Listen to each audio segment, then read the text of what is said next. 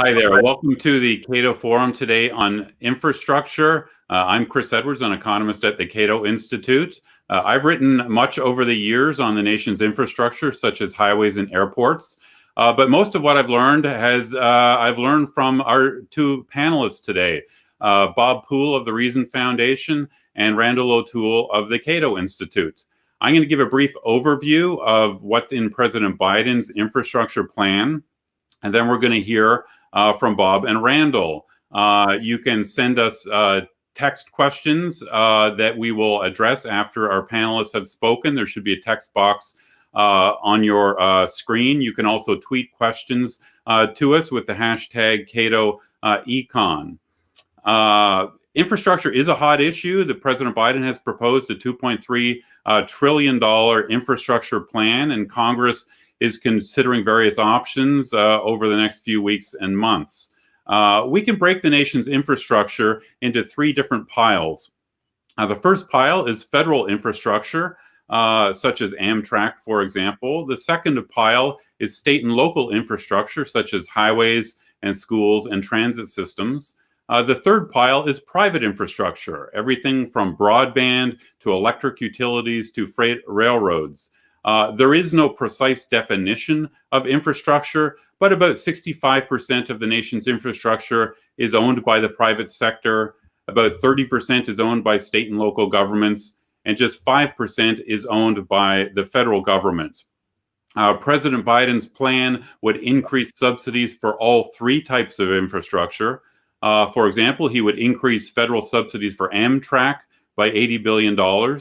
He would increase subsidies for state and local infrastructure, such as $115 billion for highways, $100 billion for schools, $66 billion for water systems, and $25 billion more for airports. Biden is also proposing huge subsidies for private sector infrastructure, which is really unprecedented and not in a good way. Biden would subsidize manufacturing by $300 billion, electric vehicles by $170 billion, broadband $100 billion, and electric power $100 billion. And like all federal subsidies, this new aid would be tied to top-down federal regulations. As one example, Biden makes clear that he wants labor union regulations tied to all this new federal spending. The infrastructure debate has many different parts. Politicians often focus on spending, but a more important question is who owns infrastructure, who should fund it, and who would best manage infrastructure? The federal government, state and local governments, or the private sector? Can government infrastructure be moved to the private sector? How do we tackle congestion on highways and other infrastructure? And why is some infrastructure in such bad shape, such as the subway systems in DC and New York City? To tackle these questions, Bob and Randall will each talk for about 12 minutes. And then I'll wrap up with 5 to 10 minutes of comments. And then we will go to questions that, again, you can type into the text box on your screen there, or you can send us through Twitter. So first up will be Bob Poole, who's Director of Transportation Policy at the Reason Foundation. Bob is one of the nation's most prolific writers on transportation over many years. He's an expert on highways and airports and air traffic control systems.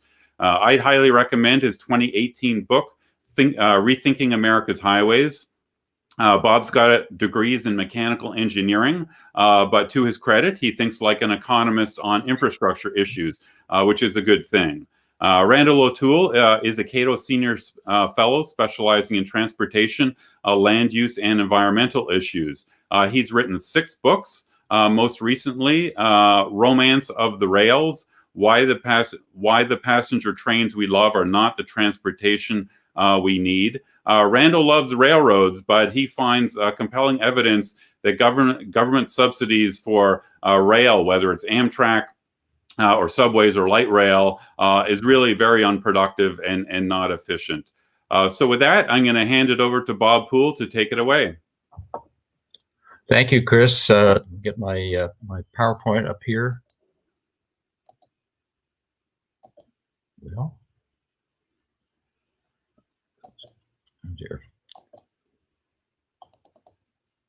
Okay, there we go. Okay.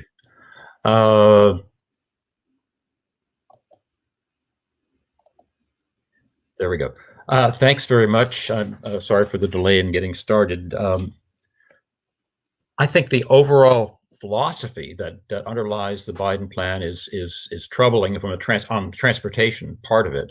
It ignores the user pay, users benefit principle, which is the foundation of what we call the user taxes that originated with Oregon in 1919 and are a very wise principle. It ignores the role of potential private capital to leverage whatever money federal government would invest, and state governments for that matter. And it also ignores sound principles of federalism in terms of which level of government should do which function.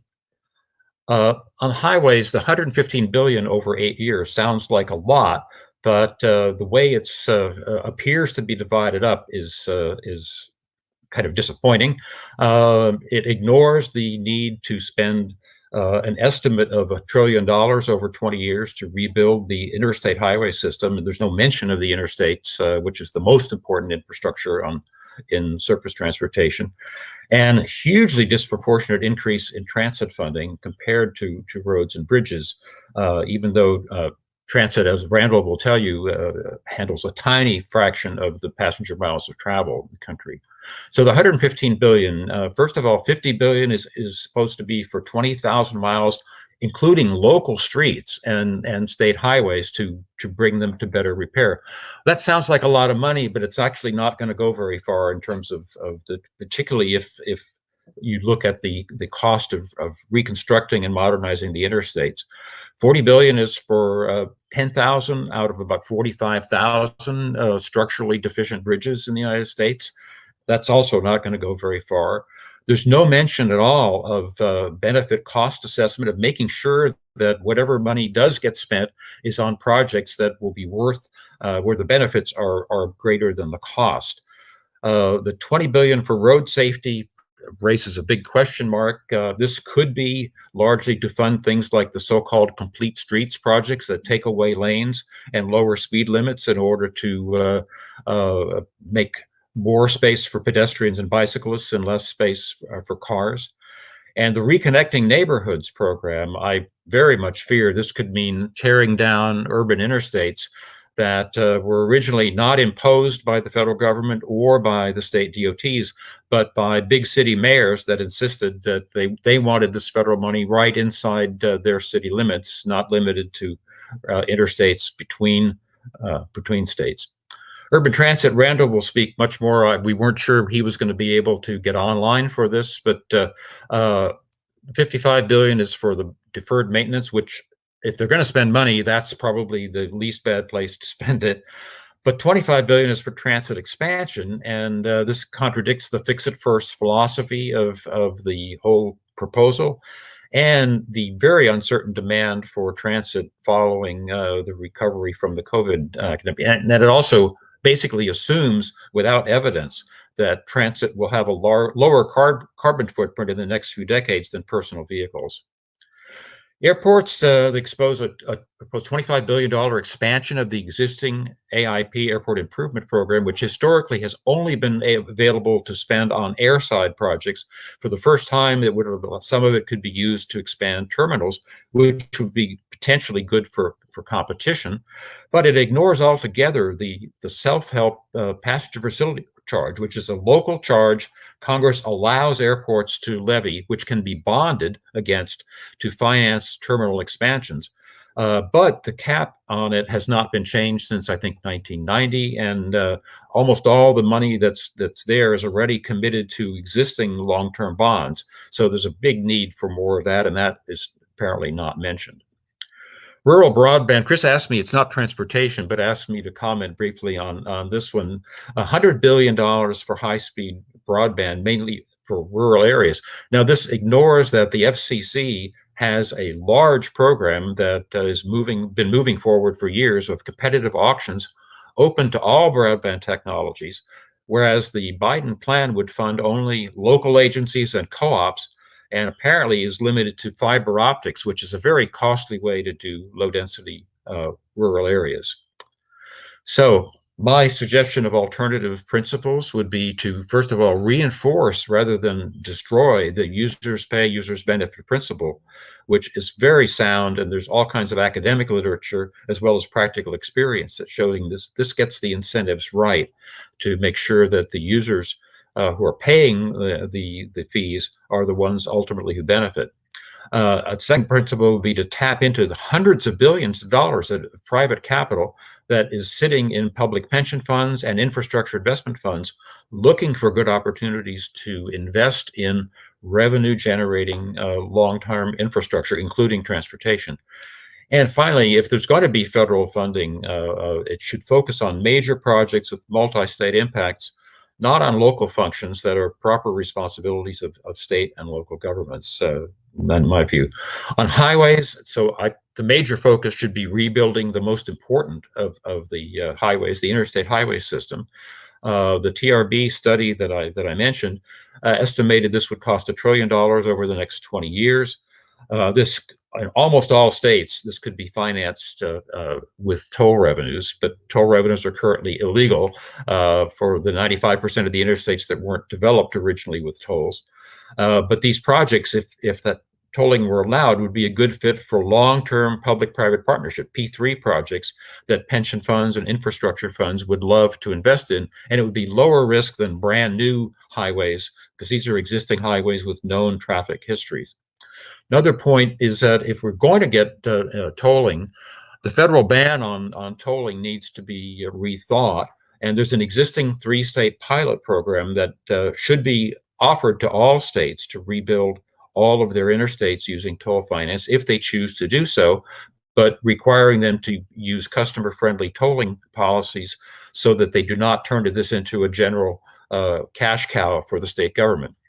And the private activity bonds that allow P3s to compete on a level cost of bonds with public agencies has all been used up. The 15 billion Congress authorized needs to be at least doubles. It probably would be better to remove the cap altogether.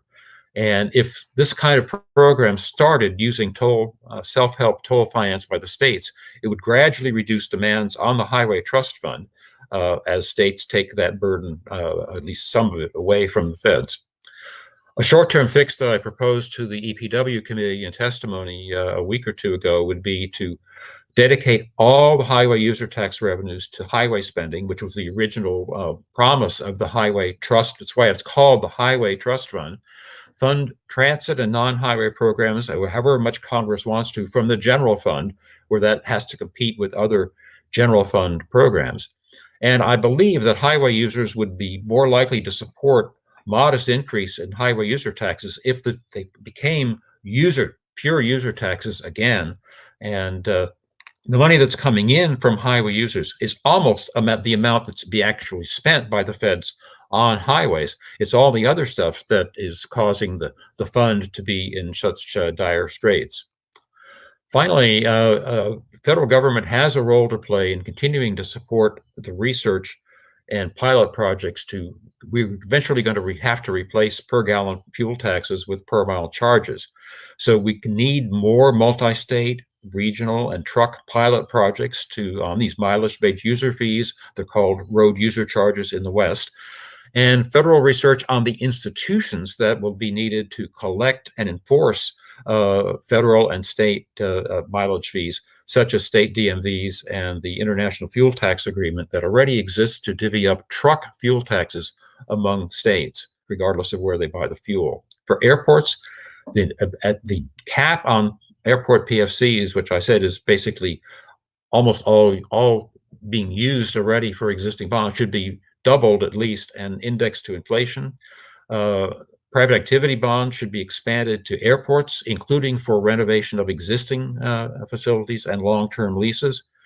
And not infrastructure per se, but airports should be allowed to select their own certified screening companies, with TSA not being the heavy hand that imposes a company on an airport that wants to have this.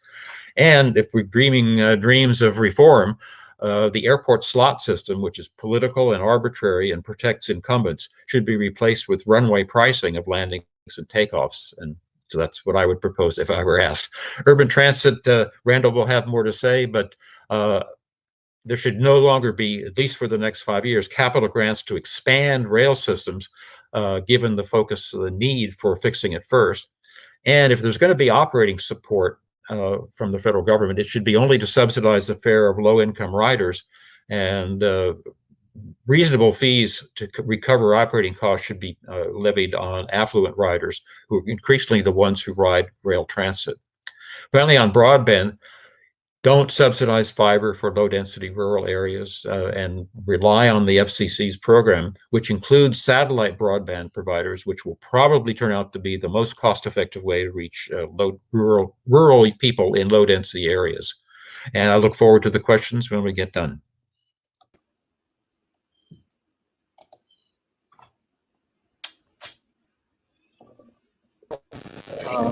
Good morning, everybody who's in the Western time zone, and good afternoon for those who are in the Eastern time zone. I live in a rural area. I don't have broadband, and so I find that I have to be out here in the middle of the wilderness to get a decent signal, and I'm happy to be talking to you from here.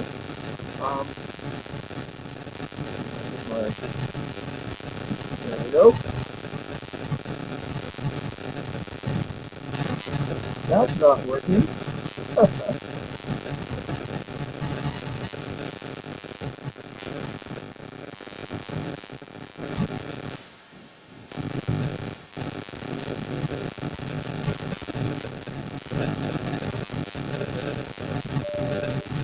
Sorry about that. All right. I've worked for 25 years studying regional transportation planning and policy. And one of the things that I've found is that there's two ways of doing transportation planning and policy. The first way is to look and see how people actually travel, and then find ways for them to do it as efficiently and as safely as possible with the greatest sensitivity to the environment. The second way is to imagine that people travel the way you wanted them to travel, rather than the way they actually travel, and then design a system that's based on your fantasy rather than reality. And the Biden plan is firmly based on fantasy. In 2019, America...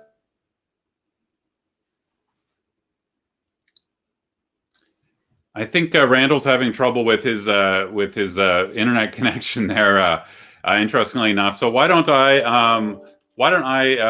give a few more comments, and then we'll go back to Randall to see if his internet connection is working better. So thanks for those comments, Bob. So my overall view of the Biden plan is that we simply don't need it. Biden's two main pots of money are for state infrastructure and private infrastructure. That first pot of money for state infrastructure is not needed because the states can raise their own taxes and user charges for infrastructure like highways anytime they want. And indeed, half of the states have raised their own gas taxes in just the last 5 years. So there's really no federal action required there. States can raise their own money. The second pot of money that Biden is promising is for private infrastructure. So, for example, President Biden wants to spend $174 billion in subsidies for electric vehicles. But there's really already huge private investment in electric vehicles. General Motors announced recently that they will invest $27 billion in electric vehicles just over the next 5 years. And Biden electric vehicle charging stations are going in across the nation. Biden wants to subsidize charging stations for electric vehicles, but there's already about 40,000 electric vehicle charging stations in the nation. You may have noticed at your local Target or Walmart, they've got whole lines of EV charging stations these days. So, the private sector is doing it here. We don't need more subsidies for EVs. The political irony here is that leading Democrats, including Biden, often lambaste corporate subsidies. But Biden's own infrastructure plan is really a huge and massive handouts of corporate subsidies, which are unneeded. The other contradiction in Biden's plan is that while he would be handing out these corporate subsidies, he would fund the corporate subsidies with a $2 trillion corporate tax increase.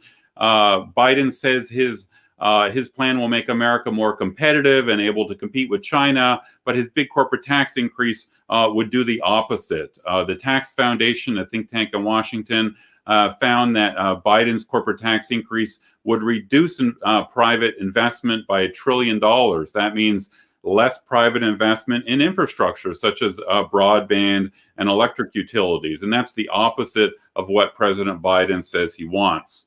So consider broadband, which Bob talked about. Companies such as AT&T are already investing $50 billion or more a year in broadband. So the internet is getting better all the time, and that's a good thing.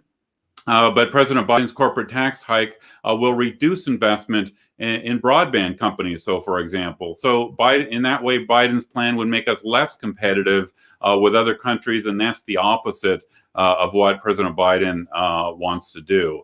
Another contradiction of Biden's plan is that it is billed as a green plan, a way to tackle climate change. But the green way to fund infrastructure such as highways and water systems is by user charges, because user charges limit consumer demand.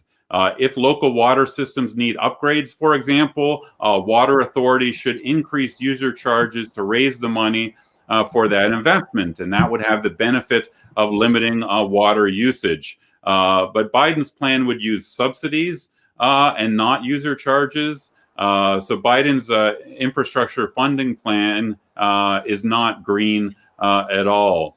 So what's my alternative to the Biden plan? How do we ensure that we have efficient investment and good management of infrastructure? Well, the answer, I think, is decentralization.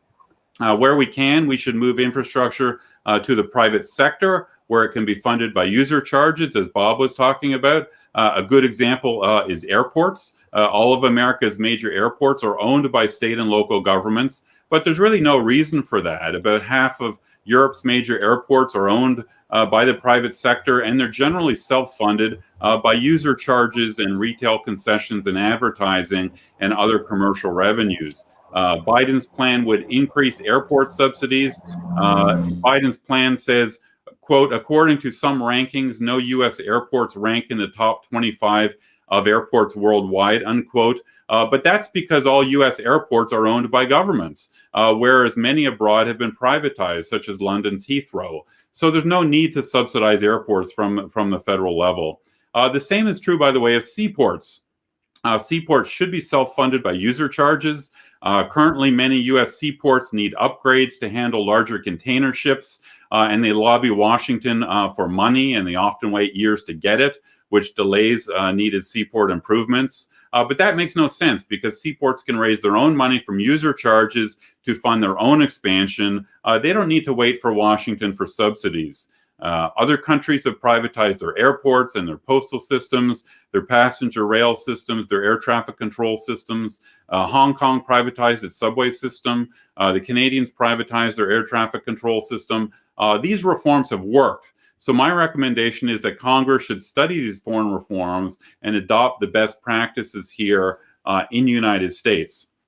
To touch on something Bob said, the federal government imposes limits on the states being able to fund their own infrastructure. Bob mentioned with airports, the federal government puts a limit on how much states can raise from passenger charges to fund their own airports. That makes no sense. Similarly with highways, which are owned by state governments, including the entire interstate system, the federal government limits the electronic tolling of interstate highways. That makes no sense. Those limits should be repealed so that states can fully fund their own infrastructure. So in sum, I would say that Biden's infrastructure plan is a bad solution looking for a problem. The private sector is already investing billions of dollars in infrastructure favored by Biden, such as electric vehicles and broadband. Many states have raised their own gas taxes and vehicle fees in recent years to fund their own highways, and that's fine. That makes more sense than federal funding. So the nation does not need a new spending package from Washington on infrastructure, especially when it's coupled with an infrastructure-killing corporate tax increase. So those are my comments, and now we're going to see if we can go back to Randall to see if his internet connection is working a little better. Are you there, Randall? I'm here. I hope it's working a little better. Better. Let's see if I can resume the show. I wanted to point out that the average American traveled about 16,000 miles by automobile in 2019, 2,300 miles by air, 164 miles by transit, and 19 miles by Amtrak. Transit and Amtrak together were less than 1% of all passenger travel and 0% of freight. And yet the Biden plan would put more than half of the transportation dollars into transit and Amtrak. That's a plan based on fantasy. The Republican plan that was issued last week is a little better, but still puts way too much money for transit and probably too much money for Amtrak. Now, people say we haven't been spending enough money on transit and Amtrak, but the reality is, since 1970, we've spent well over $1.6 trillion in today's money on transit, and transit ridership has dropped from about 50 trips per urban resident per year in 1970 to about 37 in 2019. Amtrak, we put nearly $100 billion into, and Amtrak ridership has been at best stagnant and if not declining.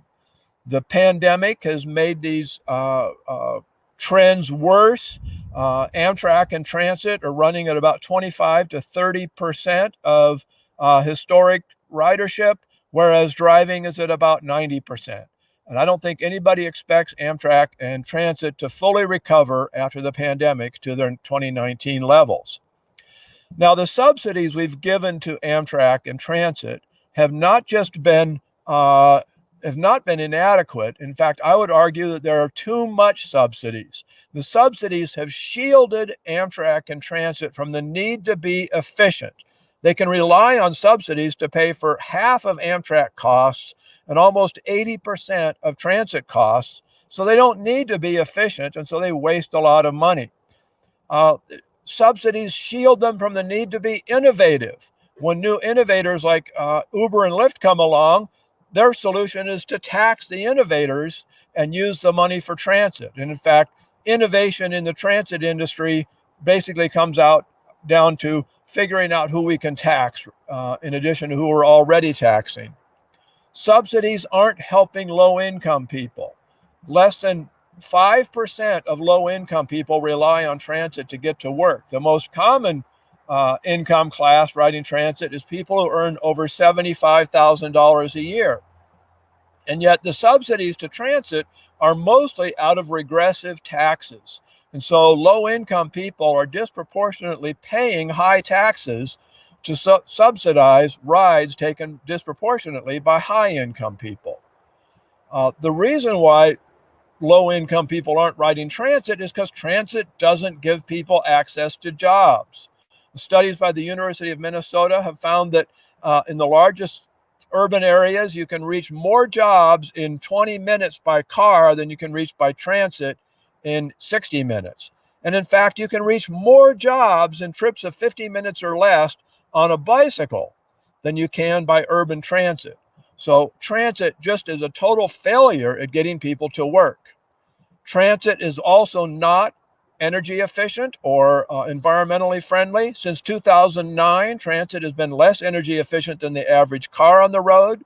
Since 2017, it's been less energy efficient than the average light truck on the road. Amtrak responded to President Biden's proposal by publishing this map that lists all the new lines that it wants to run trains to, including trains to Cheyenne, Wyoming, Duluth, Minnesota, Rockland, Maine, and other small towns. Now, these are very nice towns to live in, perhaps, but they don't have the population needed to support a passenger train. And so this is going to be completely wasted. One of the cities on the map is Las Vegas, the fourth largest tourist destination in the country. They want to run a train from Los Angeles to Las Vegas, but Amtrak will be facing enormous competition. Right now, there are about 45 buses a day between Las Vegas and Los Angeles. They take about a little over 5 hours, and the fares start at $20. Airlines run more than 50 flights a day, and this is during the pandemic. It was even more before the pandemic. They take a little over an hour, and again, fares start at $20. Amtrak, when they last ran trains to Las Vegas, there was one train a day. It took almost 7 hours, and currently the fare from Oakland to Reno is $43. Los Angeles to Las Vegas is 100 miles more, so the fare is probably going to be larger. It comes down to, on trips of less than 200 miles, Amtrak simply cannot compete against the economy and flexibility of buses. On trips of more than 200 miles, Amtrak simply cannot compete against the economy and speed of planes. Amtrak does go through some nice territory, but the seats are uncomfortable. The sleeping accommodations are cramped and overpriced. The food is lousy. And the reason why Amtrak can get away with this is because Amtrak's real constituents are not its riders. They're the people who vote to give Amtrak subsidies.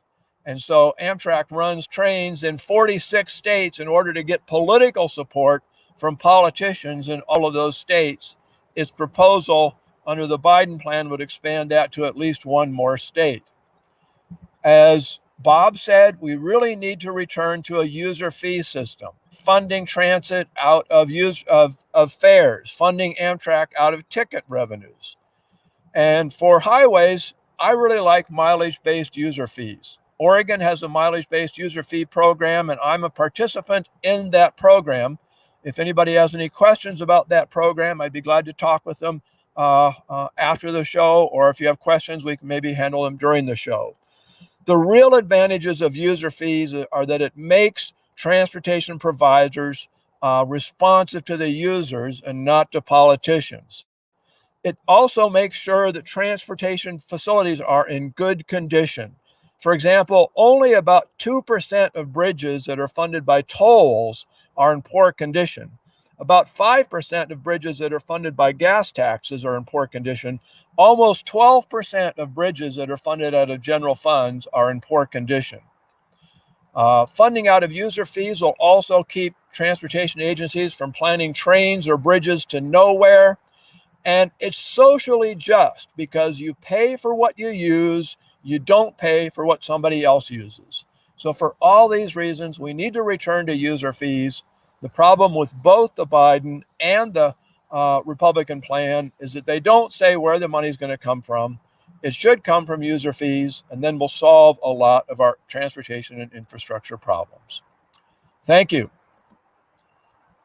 Well, thanks a lot, Randall. We've had some questions coming in, so I'm going to take a few of those questions, a few myself, and then we'll hand some to Randall and Bob. One question coming in asked about the issue of do state governments delay projects waiting for federal money? I indicated that there is a pattern of seaports delaying projects while they wait for federal money, which I think is really inefficient. I've just noticed in news stories over the years that seaports such as in Charleston, they need to expand, they need to dredge the seaport to be ready for the bigger container ships coming in now.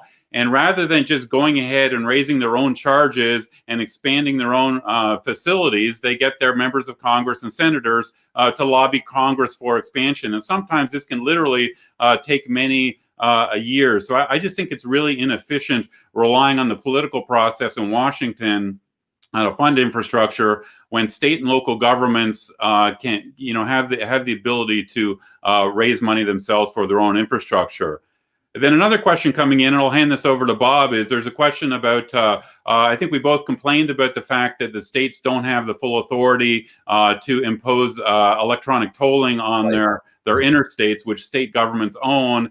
And the question was sort of, what is the origin of that? Why does the federal government have that cap on tolling of the interstates? Well, one of the original plans for the interstate system in the early 50s was a toll system inspired by the Pennsylvania Turnpike and the other emerging turnpikes and throughways, New York Thruway and so forth. But it turned out at the time there were two problems. One, much of the South did not have the population that would make enough traffic to support toll revenues And that was true of some of the Mountain West also. And second problem was there was a very powerful senator, I think from West Virginia, who was adamantly opposed to tolls. And he had a lot of clout in terms of the system, of the politics of it. So early interstate plans were voted down in Congress. When they finally came up with the idea of dedicated gasoline taxes in a highway trust fund with the ability to send out somewhat more money to the states where the costs of building were higher and so forth, that proved to be the secret sauce that got the deal done. Plus the promise of the last minute, in the last 6 months, basically recruiting urban mayors who got the prospect of, oh my gosh, we can get all this highway capacity at 5%. We only have to come up with 5%, and the feds will pay 95%. Cut us in. And so that switched a lot of urban senators and representatives to support the gas tax program. And so the provision was that if you build an interstate using the 95% federal funding, you shall not put tolls on it ever. And that's still the law today, apart from a few exceptions Congress has carved out in the last 20 years. Okay, thanks, Bob. And maybe the next question will go to Randall. One of the incoming questions, I think Bob mentioned that he would favor removing transit from the Highway Trust Fund. Currently, the Highway Trust Fund, that the money mainly comes from gasoline taxes. It's split between highways and mass transit systems in cities. And Randall, the question is, so if you remove transit funding from the Highway Trust Fund, wouldn't that be contrary to climate change goals? Because transit doesn't save greenhouse gases. Transit in 2019 emitted almost exactly the same amount of greenhouse gases per passenger mile as automobiles.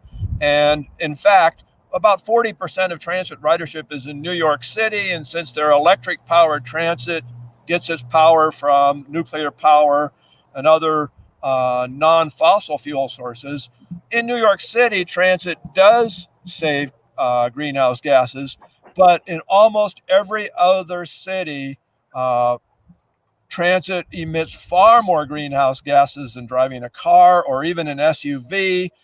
In fact, you could be driving around in a Chevy Suburban all by yourself and emitting fewer greenhouse gases per mile than transit emits in most cities in the country. So the idea that transit is good for climate change is just an idea that's perpetrated by the industry, but it turns out it's not true. Thanks, Randall. Now a question for Bob. Bob, you raised the issue of in broadband funding, the difference between Biden's proposed broadband funding for rural areas and the current funding provided by the FCC. Can you go into a little more detail in describing the current FCC funding for broadband and why we don't need the new Biden funding? Right. Well, the FCC program, I'm not an expert on the details, but I know they hold periodic competitive auctions, and it's based on the lowest cost to provide the service. And so in one of the recent auctions, SpaceX, which is launching its Starlink constellation, global satellite coverage to bring high-speed internet to rural areas, including in underdeveloped countries. And they won a big chunk of the last auction. And that strikes me as probably being the most cost-effective way, rather than trying to lay fiber where there's maybe one house per square mile in rural areas. That is a recipe for spending tons of money and having not very much bang for the buck. Whereas I think the space-based satellite broadband is going to be the wave of the future. And if they can afford to charge people in developing countries where there's no even landlines or fiber, and it's worth their while to pay for broadband service, there certainly rural Americans will be able to afford the satellite-based broadband as it comes online, and it's in beta testing now. There's several thousand people in rural areas in the United States, and it's getting rave reviews in the tech press for very high download capability, fast getting movies, game playing, and all this sort of stuff. And it does cost, I think, something like $400 for the receiving antenna, but the monthly cost is competitive with fiber, with what is being charged for fiber where they have it. And so I think this is going to be a winner. Well, thanks, Bob. Actually, one question I want to get in here, Bob, coming from your comments, is you raised the issue of public-private partnerships, which you can sort of think of as partial privatization. The idea is to move some of the risks and the financing with user charges from the government to the private sector. And public-private partnerships have been used for highway projects such as the Beltway widening in Northern Virginia a decade ago. And my impression is these projects have worked very well. Now, what is your understanding on Capitol Hill, whether there's broad bipartisan support for expanding public-private partnerships? There's a lot in the Biden bill that I don't think any of us like, but is there a chance to get some better legislation for public-private partnerships? There is a provision for expanding the private activity bonds, which have been critically important to all of the highway projects that have been financed for P3s. There are 17 highway projects, mostly express toll lanes, like in Northern Virginia, that have been financed mostly with the private activity bonds, which are tax-exempt revenue bonds. And that's proven to be a very well used program, but it's all the federal government only allocated $15 billion that would be allowed under the tax code, and that's all spoken for. Most of them have been issued; the others have been allocated to projects that haven't quite done the financing yet. So we need, I believe, there's bipartisan bill in Congress to double the $15 billion cap to 30. That's a start. There's no federal cap on the amount of tax-exempt muni bonds that governments can issue. So I would say we've proven that there's a need and the value for these for the P3s, public-private partnerships. Why do we need a federal cap at all? Just let whatever the market is willing to support, based on the bond rating agencies have a lot of oversight over this, and the majority of these projects have investment-grade bond ratings, by the way. I'll take a quick one here. Someone asked, how much of the Biden proposals require union efforts or union wages? The answer to that is all of it. If you go back and read Biden's proposals from the campaign and his current infrastructure proposal, which is on the White House website, paragraph after paragraph, he says, funding for private stuff like broadband or state stuff like highways or federal stuff. He wants labor union jobs tied to all of the federal dollars he sends out. In particular, he wants so-called project labor agreements tied to every project that gets any kind of federal money. Now, project labor agreements are these agreements where essentially they impose collective bargaining for the project, whether it's a highway expansion or a transit project. And companies would need to pay union wages and benefits, and also these project labor agreements would impose union work rules on all these projects. I'm against this. I think that raises the cost of infrastructure so that the taxpayers sort of get less bang for their buck from these infrastructure projects. And remember that only 6% of workers in the U.S. private sector are in labor unions. So Biden's proposal would be very exclusionary. It would exclude most construction workers in the country because they're not members of labor unions, which I think is unfair.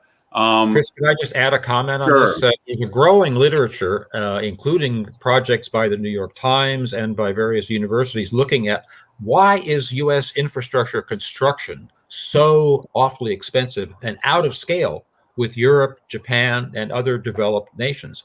And part of it is cumbersome work rules that are exemplified in the rebuilding of the New York, or extending New York subways at 3 times the cost per mile of subways in Paris or Tokyo. So, right.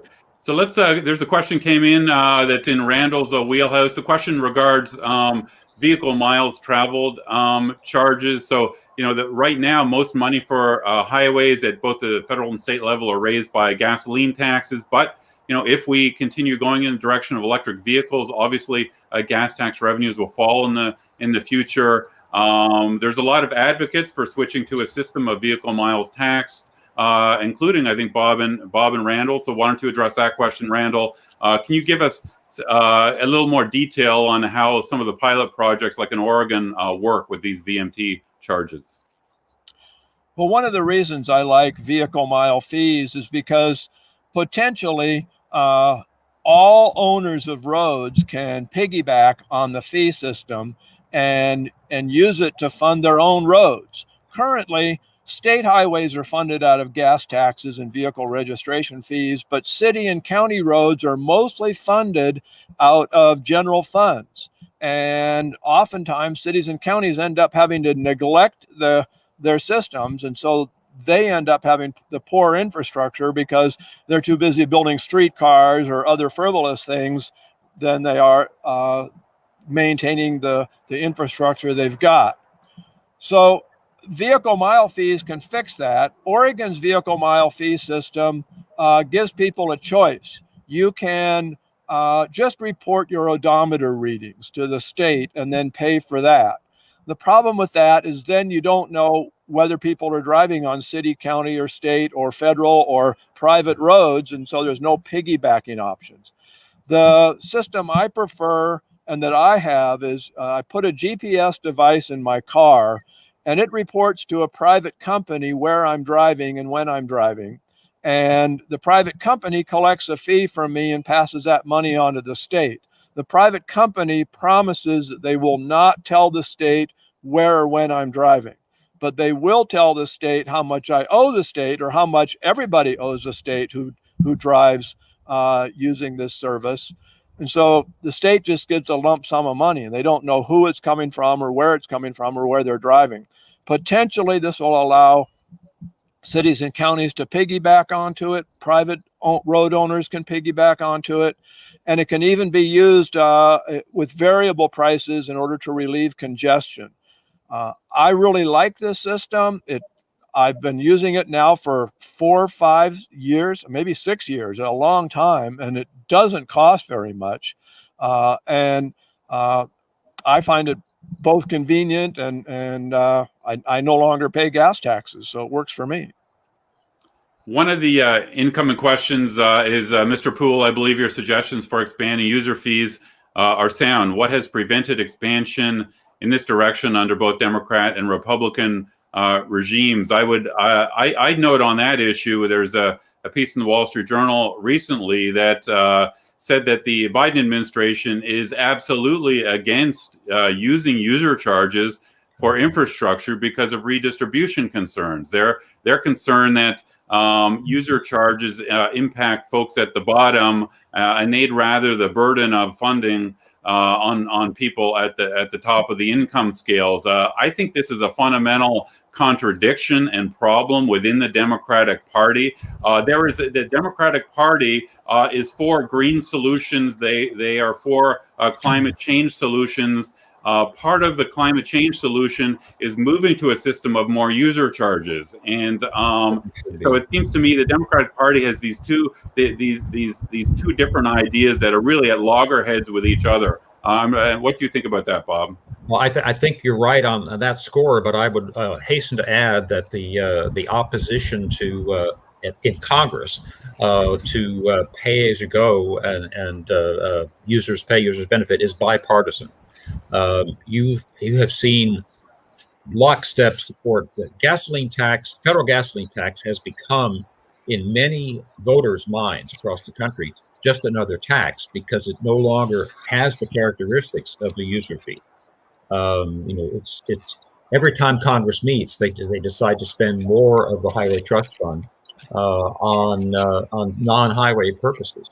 And whereas, as you mentioned, Chris, since the last time the federal fuel taxes were increased, was 1993, just about every state has increased its gas tax at least once, and some have done it twice, because they have people trust what they're going to get.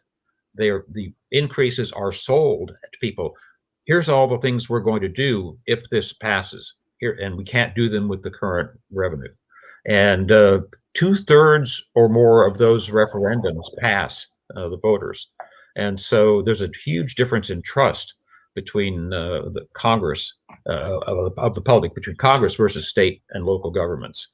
And I think that's the underlying reason why at the federal level, user pays just seems to be dying. I wanted to ask Bob a question to you about airports and air traffic control.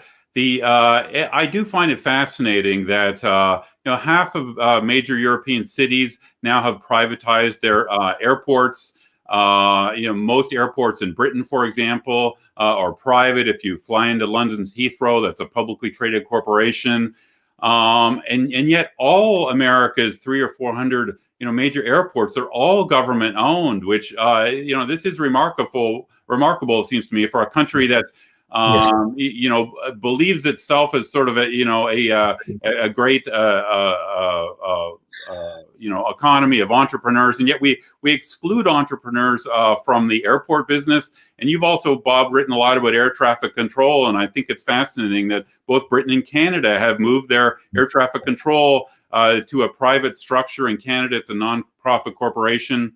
But we just don't seem to be able to go there. There's a lot of resistance. And why is that? Are American policymakers more socialistic than the policymakers in Europe, Bob? Yeah, there's a long tradition in airport funding of this being the need to have the airlines sign long-term agreements to support the bond issues in the 50s and 60s. Meant that the airlines got the incumbent airlines got a lot of control of airport finances and have not wanted to give it up. Now that's gradually changed as major carriers that fly overseas now have a lot of experience using privatized airports, and they say it's not the end of the world. They get good service. And in fact, Chris, we have one U.S. airport, San Juan International in Puerto Rico, that was privatized through a long-term public-private partnership, 40 years. This was about 10 years ago, and it has transformed that airport. The last time I was there was before the privatization happened. It was like something out of the 1960s, a generic hamburger thing, a generic newsstand, and that was about it in terms of the services. But it's now, both of my sisters and their husbands have been to it on vacation since then. And it's overnight dramatically improved. The management is a consortium, a private airport company that owns a lot of other airports. There's a whole industry out there that has developed of private airport management and investment. Latin America, go to Lima, Santiago, Chile. The major Brazilian airports are all now. Most of these have not done as Britain done and sell them to shareholders outright. They mostly have long-term, 30 to 50-year long-term public-private partnerships. But that gets you 90% of the benefits of an investor-owned company. And the companies themselves, many of them have 30, 40 airports that they are managing around the world and investing in. So it's been a sea change. I still have hope. Congress actually liberalized the former airport private pilot program, and it's now available to all airports across the country.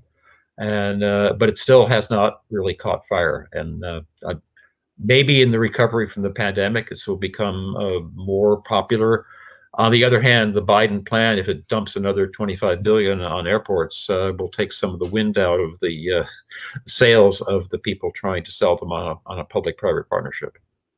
Randall, question for you. You're one of the most prominent experts on urban transit. Of course, the pandemic hammered urban transit. People don't want to go on subway systems in DC and New York because of worries about COVID-19. But even before the COVID-19, as you've documented often, urban mass transit ridership was falling. So, what do you think the long-term effect of the pandemic will be? It seems that airline usage will recover fully. It would seem in the longer run. But what do you think about mass transit? Will it ever recover from the pandemic? No, I don't think it will. Not just because people are afraid to ride transit because they're afraid of communicable diseases, but because the pandemic has had so many other effects. It's going to lead to a much larger number of people working at home, at least some part-time. It's going to lead people to, say, move away from city centers. They're going to move to more suburban areas and smaller towns. It's going to lead to jobs moving out of downtown areas. Basically, transit is about downtown. There's a 90% correlation between transit ridership in urban areas and the number of downtown jobs.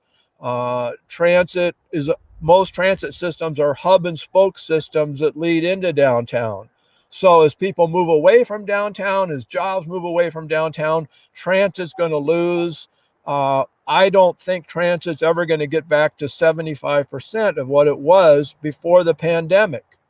Now, a lot of people argued before the pandemic that transit relieved congestion, that transit benefited people who weren't using it because it produced all these side benefits, congestion relief, and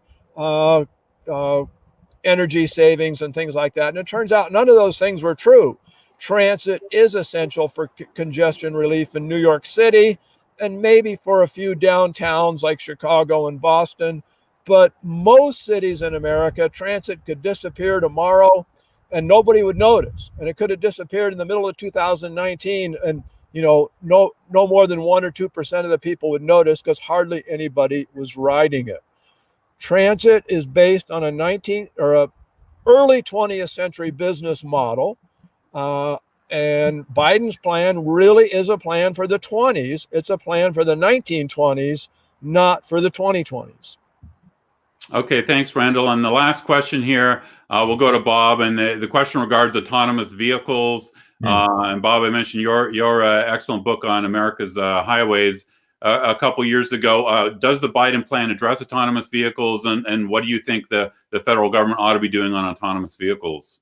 I do not see any funding specifically earmarked for autonomous vehicles. We have the National Highway Traffic Safety Administration, which has the portfolio to try to develop whatever policy federal government should be.